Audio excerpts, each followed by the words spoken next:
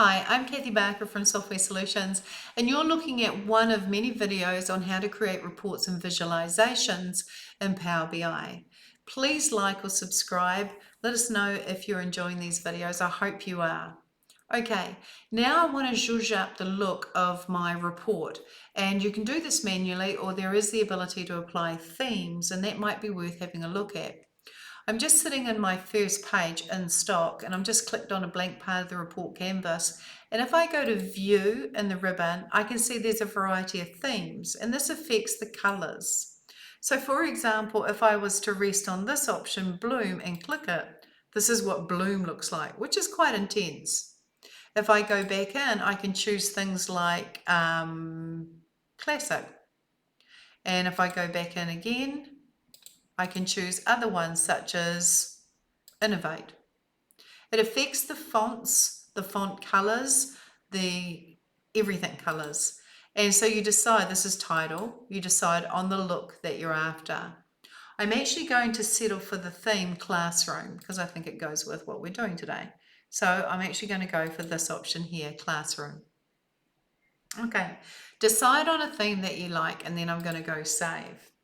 Now the other thing is page view. You can zoom in and zoom out. We mentioned the little zoom control in the bottom right corner here. We also mentioned this fit to page button. You have on the view tab in the ribbon also got a page view button here where you can choose fit to page. This is actual size, but you can fit to width. You can actually fit to page, and then you can go back to actual size. So different ways that you can view it. If you do have a wheel on your mouse, you can hold the control key and zoom in, which is very handy when you want to get close into some of your visuals, and you can also zoom back. So use your wheel on your mouse if you've got one. Okay. Now the next thing I want to do is actually format the page in terms of its color. So I'm clicking on a blank part of the page itself, no particular visual, not the text box, not the table, but the blank page.